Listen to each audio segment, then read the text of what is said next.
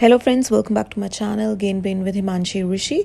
सो ये वीडियो बहुत इंपॉर्टेंट रहने वाली है टीजीटी एंड पीजीटी एस्पिरेंट्स के लिए if you are preparing for English TGT और पीजीटी एग्ज़ाम्स।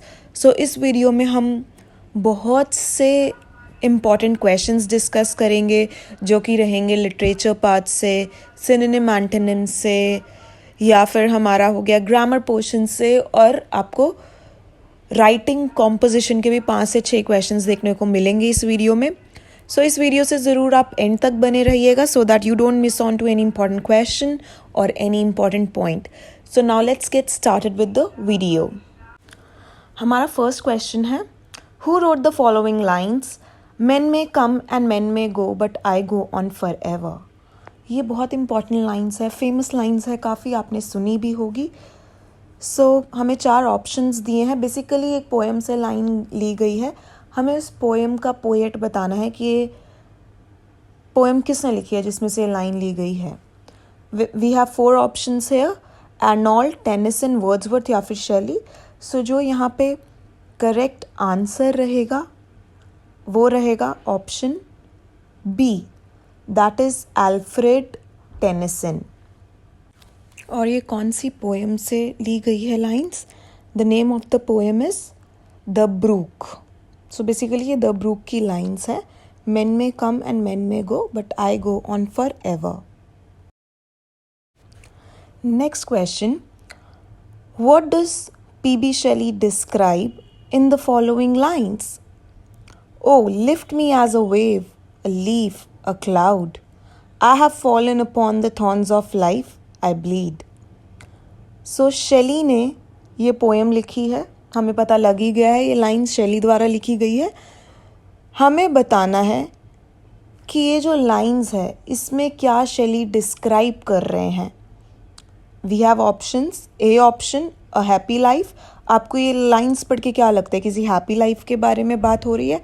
अ मिजरेबल लाइफ, मिजरेबल मतलब बहुत ही बेकार, अनहैप्पी, सॉरोफुल लाइफ। अ सिटी लाइफ, शहर की लाइफ, या फिर a romantic life. In lines पढ़ के जो हमें पता लगता है वो पता लगता है कि जो शेली है वो एक अनहैप्पी लाइफ के बारे में बात कर रहे हैं जहाँ पे बंदा खुश नहीं है। Here the correct answer will be the B option, a miserable life.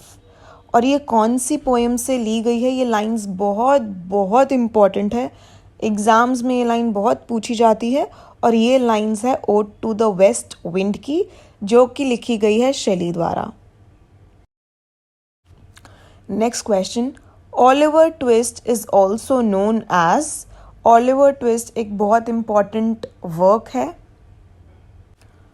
और ओलिवर ट्विस्ट किसका वर्क है? चार्ल्स डिकिंस ने ओलिवर ट्विस्ट लिखी है और ये उनका सेकंड नॉवल था।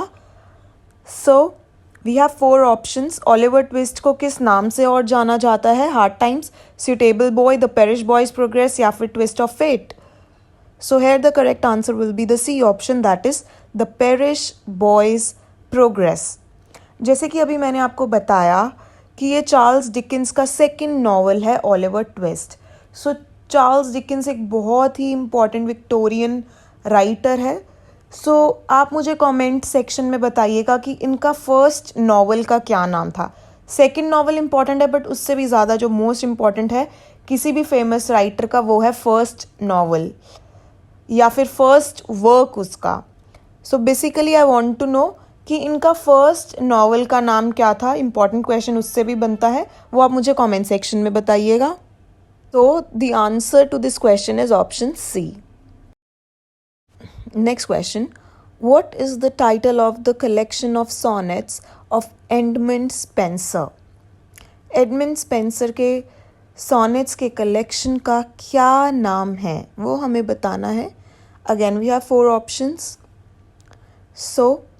जो यहाँ पे करेक्ट आंसर रहने वाला है वो रहने वाला है option C, एमोरती।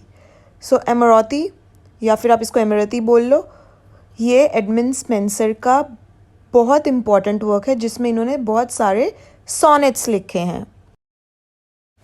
Next question, who introduce sonnet in England? Sonnet England में किसने इंट्रोड्यूस करे थे?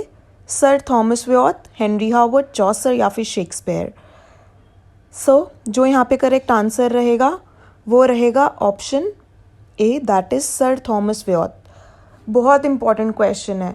इससे पहले हमने जो प्रैक्टिस सेट 3 था उसमें हमने डिस्कस किया था फादर ऑफ इंग्लिश पोइट्री, वो कहा जाता है चॉसर को। किसने बोला? ड्राइडन ने बोला। सो ये भी इम्पॉर्टेंट क्वेश्चन है। अगर आपने इससे पहले के प्रैक्टिस सेट्स नहीं देखे हैं टीजीटी इंग्लिश के लिए तो उनके लिंक्स मैंने डिस्क्रिप्शन बॉक्स में डाल दिए हैं। आई वुड सजेस्ट कि आप वो भी देखिएगा, उससे भी आपकी डेफिनेटली नॉलेज इन्हांस होगी, बढ़ेगी। उसमें भी हमने ऐसे ही बहुत ही इंपॉर्टेंट क्वेश्चंस डिस्कस करे हैं। सो सोनेट किसने इंट्रोड्यूस किया था इंग्लैंड में? सर थॉमस व्योथ ने। So the answer is the A option. Next question, who among the following is not a Victorian poet? हमें 4 ऑप्शंस दिए हैं, बताना है इनमें से विक्टोरियन पोएट कौन से नहीं हैं। Robert browning, Tennyson, Jane Austen या फिर मैथ्यू आर्नोल्ड। सो ऐसे भी क्वेश्चंस एग्जाम में पूछे जाते हैं। आपको किसी भी एरा के कुछ राइटर्स दे देंगे, पूछ लेंगे कौन से एरा से ये बिलोंग करते हैं या फिर ये कौन से एरा से ये नहीं है, वेराज आपको 3 ऑप्शंस दे देंगे कौन से इनमें से है। सो हमें पता होना चाहिए eminent Victorian writers, eminent romantic writers, neo classical writers. अगर आप चाहते हैं उस पर मैं एक वीडियो लाऊं तो आप मुझे कमेंट सेक्शन पे बताइएगा।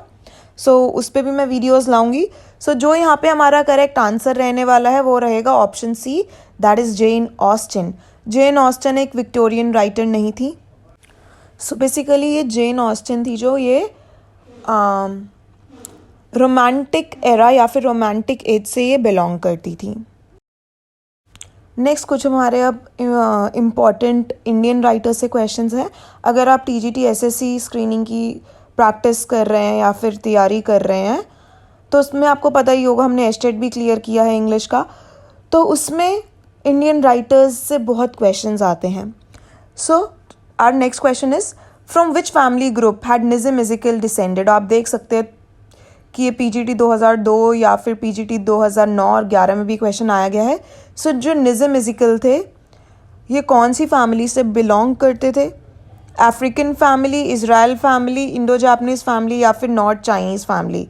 सो जो यहाँ पे करेक्ट आंसर रहेगा वो रहेगा ऑप्शन बी, दैट इज़ बेने Israel family. Next question, Malgudi a fictional town in south India was created by which author? Malgudi एक फिक्शनल टाउन है, इमेजिनेटिव टाउन है साउथ इंडियन का। ये किसके द्वारा इमेजिनेटिव टाउन अपने वर्क में बनाया गया है?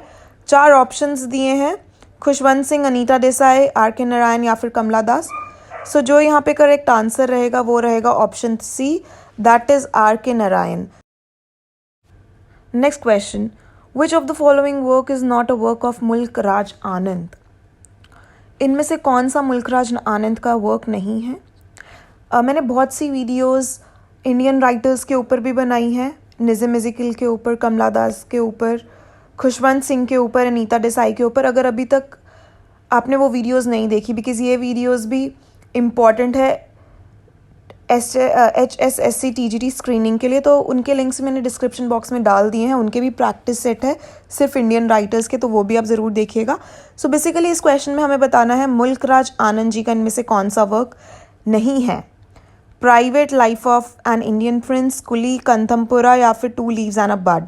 सो जो यहाँ पे करेक्ट आंसर रहेगा वो रहेगा ऑप्शन सी, दैट इज कंथापुरा। कंथमपुरा ये जो वर्क है वो है राजा राव का। Next question, choose the correct synonym of the word amiable. Amiable का सिनोनिम बताइए क्या है? हॉस्टाइल, प्रूडेंट, फ्रेंडली या फिर डिटेस्ट। जो एमिएबल का मतलब होता है वो होता है वेरी फ्रेंडली, लवेबल, बहुत जिसका अच्छा नेचर हो, फ्रेंडली नेचर हो। सो जो यहाँ पे करेक्ट आंसर रहेगा वो रहेगा option C, that is friendly. Choose the correct synonym of the word credible. हमें सिनोनिम बताना है। सिनोनिम होता है मतलब सिमिलर मीनिंग। सो क्रेडिबल का सिमिलर मीनिंग क्या है इन चारों में से? बिलीवेबल, बिलीव, अनबिलीवेबल या फिर रिच। सो क्रेडिबल का मतलब होता है one who easily believes everybody, जो औरों को ईजिली बिलीव कर ले, औरों के जहाँ से हमें ईजिली आ जाए या फिर औरों से जो ईजिली इन्फ्लुएंस हो जाए, प्रभावित हो जाए।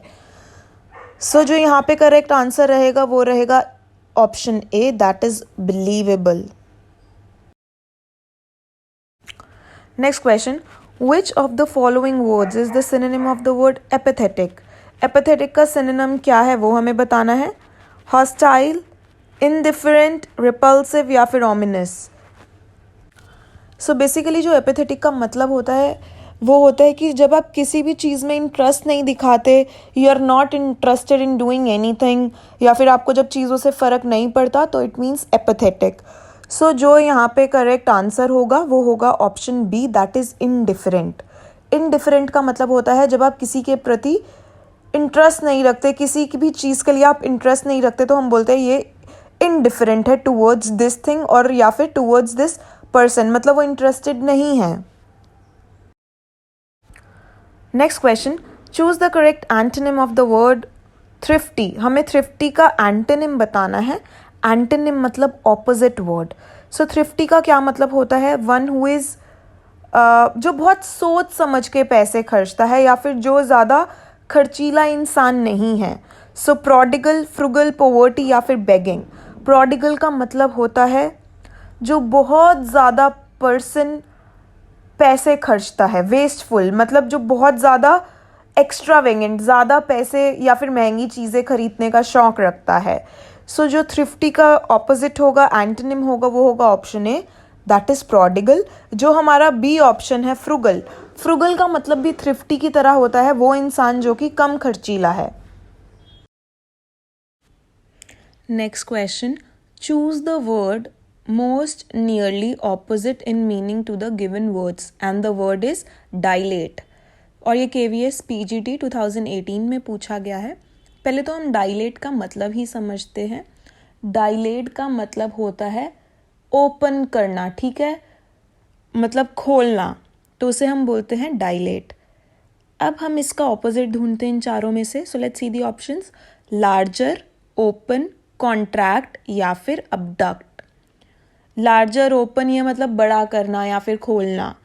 कॉन्ट्रैक्ट का मतलब होता है, दो तरीके के कॉन्ट्रैक्ट्स होते हैं. एक पहला मतलब होता है कॉन्ट्रैक्ट का छोटा करना या फिर श्रिंक करना, ठीक है.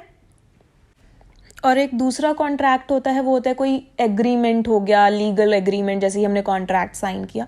सो ये कोई एग्रीमेंट को भी हम कॉन्ट्रैक्ट बोलते हैं. सो यहाँ पे पहले वाले मीनिंग के हिसाब से ये इसका ऑपोजिट मीनिंग बन सकता है. डायलेट मतलब ओपन, खोलना. कॉन्ट्रैक्ट मतलब किसी चीज़ को कम करना या फिर छोटा करना, ठीक है. हम अबडक्ट भी देख लेते हैं. डी का जो ऑप्शन है अबडक्ट, अबडक्ट का मतलब होता है किडनैप करना, ठीक है. सो किडनैप का ये सिनोनिम हो सकता है, बट ये डायलेट का सिनोनिम या फिर एंटोनिम नहीं है. So the correct answer is the C part, that is contract. Next very important word, which of the following words is the antonym of the word effeminate. effeminate word आपको बहुत exams में देखने को मिलेगा और ये TGT 2009 का question है. बेसिकली यूपी TGT 2009 में पूछा गया है ये. सो effeminate का पहले तो हम मतलब समझते हैं. effeminate का मतलब होता है qualities like of a woman, औरतों जैसी क्वालिटी, ठीक है, तो उससे हम बोलते हैं effeminate. तो इसका हमें उल्टा मतलब ऑपोजिट मतलब बताना है. So let's see the options. Manly, strong, unknown या फिर नोन. सो ऑप्शन से हमें आराम से पता चल रहा है. एफिमिनेट का मतलब होता है वुमेन जैसी क्वालिटीज़, तो इसका ऑपोजिट होगा मैनली, मतलब आदमियों जैसी qualities. So the correct answer is the A part, that is manly. आगे बढ़ने से पहले let me just remind you, अगर अभी तक आपने इस वीडियो को लाइक नहीं किया है तो ज़रूर इसे लाइक करिएगा एंड कमेंट सेक्शन में ज़रूर बताइएगा आपको ये वीडियो कैसी लगी. If you want more such videos please do let me know in the comment section. Moreover, अगर आप मेरे चैनल पे न्यू हैं तो please do subscribe my channel. Now moving on to the next question, जो कि रहने वाला है ग्रामर पार्ट से. Find the error type. ऐसे क्वेश्चंस बहुत बहुत ज़्यादा पूछे जाते हैं TGT इंग्लिश एग्जाम्स में. सो बेसिकली इसमें हमें एरर फाइंड करना है इस सेंटेंस में. Bread and butter are Sheldon's favourite breakfast, या फिर नो एरर. सो हमें बताना है कौन से ऑप्शन में एरर है. सो इस सेंटेंस में जो एरर है वो है बी ऑप्शन में, और वो एरर क्या है? आर. आर की जगह होना चाहिए इज. ब्रेड एंड बटर ये एक पेयर वर्ड्स है, ठीक है। सो जब भी हम पेयर वर्ड्स को यूज़ करते हैं, जैसे ब्रेड एंड बटर हो गया, या फिर स्लो स्टेडी हो गया, राइस एंड करी हो गया, सो ऐसे बहुत से पेयर वर्ड्स होते हैं। आई वुड सजेस्ट आप उन सभी पेयर वर्ड्स को पढ़िएगा कि आपको आइडिया हो पेयर वर्ड्स क्या होते हैं। और हमेशा ये रूल है इंग्लिश ग्रामर का कि पेयर वर्ड्स के साथ हमेशा सिंगुलर वर्ब का इस्तेमाल होता है। सो आर एक प्लूरल वर्ब है, इसलिए ये रॉन्ग है। Bread and butter is Sheldon's favourite breakfast होना चाहिए था यहाँ पे। Next question, the Arabian Nights have lots of interesting short stories for the elders। तो हमें बताना है इनमें से कौन से पार्ट में एरर है। सो here the correct answer will be the B option, जो कि है have lots of interesting। सो यहाँ पे होना चाहिए has। have एक प्लूरल वर्ब है और यहाँ पे द अरेबियन नाइट्स। कहीं लोग नाइट्स पढ़ के कि एस है तो हम प्लूरल लगा देते हैं, it will be wrong. The Arabian Nights एक किताब का नाम है। कितनी किताब का? सिर्फ एक ही किताब का नाम है। सो ये सिंगुलर नाउन है, सो सिंगुलर के साथ हमेशा सिंगुलर वर्ब यूज होगा। सो इसलिए the Arabian Nights have lots of interesting stories. So here the correct answer will be the B option. Next question, neither he nor his father is interested in joining the party. So कौन से part में error है यहाँ पे?